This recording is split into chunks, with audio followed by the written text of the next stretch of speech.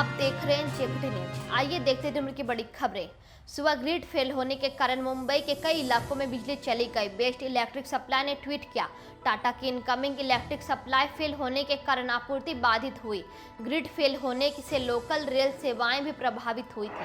प्रधानमंत्री नरेंद्र मोदी ने एक वर्चुअल समारोह के दौरान राजमाता विजया राजे सिंधिया के सम्मान में 100 रुपए का एक स्मारक सिक्का जारी किया। वित्त मंत्रालय द्वारा बनवाए गए इस विशेष सिक्के को उनके जन्म शताब्दी के उपलक्ष्य में जारी किया गया है। सुप्रीम कोर्ट ने उन छात्रों के लिए 14 अक्टूबर को दोबारा नीट की परीक्षा आयोजित करने की अनुमति दी है जो कोविड-19 या कंटेनमेंट जोन में होने के कारण परीक्षा नहीं दे पाए थे। कोर्ट ने कहा कि सबका रिजल्ट 16 अक्टूबर को जारी किया जाएगा। जम्मू कश्मीर के श्रीनगर स्थित रामबाग इलाके में आतंकियों और सुरक्षा बलों के बीच हुई मुठभेड़ में 2 आतंकवादियों को मार गिराया गया। जम्मू कश्मीर पुलिस ने बताया कि मारे गए आतंकवादियों में एक पाकिस्तानी आतंकवादी सैफुल्ला और दूसरा लश्कर से जुड़ा एक स्थानीय आतंकी इरशाद अहमद डार है। वित्त मंत्री निर्मला सीतारमण ने कहा है कि सरकार विभिन्न राज्यों को 50 वर्ष के लिए 12,000 करोड़ रुपए का ब्याज मुक्त कर्ज देगी। इनमें से 2,500 करोड़ रुपए का उत्तर पूर्व के राज्य उत्तराखंड व हिमाचल प्रदेश को, जबकि वित्त आयोग व केंद्र के मापदंडों के आधार पर 9,500 करोड़ रुपए का अन्य राज्यों को दिया जाएगा। यह राशि पूंजीगत परियोजनाओं के लिए इस्तेमाल होगी।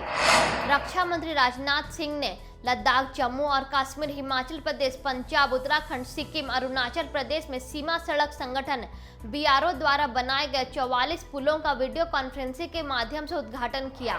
मुंबई के कई इलाकों में सुबह ठप हुई बिजली आपूर्ति करीब 2 घंटे बाद बहाल हो गई, जिसके बाद लोकल ट्रेन सेवा शुरू हो गई। महाराष्ट्र के ऊर्जा मंत्री नितिन रावत ने बताया, मुंबई उपनगर, कल्याण, ठाणे, पालघर, नवी मुंबई में बिजली आपूर्ति बहाल हो गई है। सेंट्रल, वेस्टर्न और हार्बर रेलवे लाइन पर भी सेवाएं शुरू हो गई। भारत में पिछले 24 घंटे में कोविड-19 के 66,732 नए मामले मिलने के बाद कुल संक्रमितों की संख्या 71,20,538 हो गई है। कोविड-19 से अब तक कुल 1,09,550 लोगों की मौत हुई है व 61,49,535 लोग अस्पताल से डिस्चार्ज हो चुके हैं।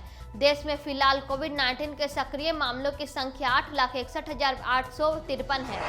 वित्त मंत्री निर्मला सीतारमण ने leave travel concession LTC cash voucher scheme की घोषणा कर दी, जिसे उन्होंने उपभोक्ता खर्च को बढ़ावा देने के लिए सरकार की योजना का पहला हिस्सा बताया।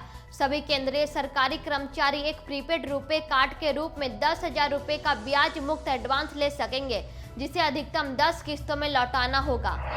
अभिनेत्री नेता खुशबू सुंदर ने कांग्रेस की सदस्यता से इस्तीफा दे दिया और कुछ घंटे बाद बीजेपी में शामिल हो गई। इस्तीफा देने से पहले ही कांग्रेस ने उन्हें पार्टी प्रवक्ता के पद से हटा दिया था।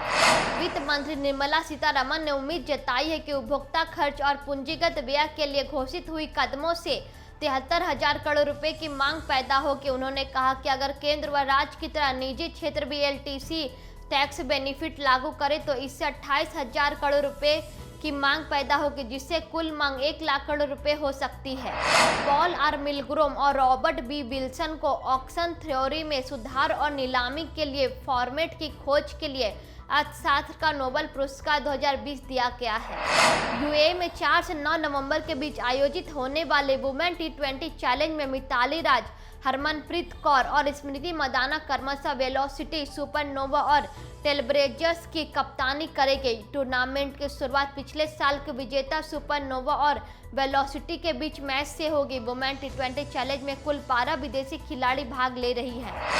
भारत सरकार द्वारा संस्तुत 8 भारतीय समुद्र तटों को इंटरनेशनल ब्लू फ्लैग सर्टिफिकेशन से सम्मानित किया गया है।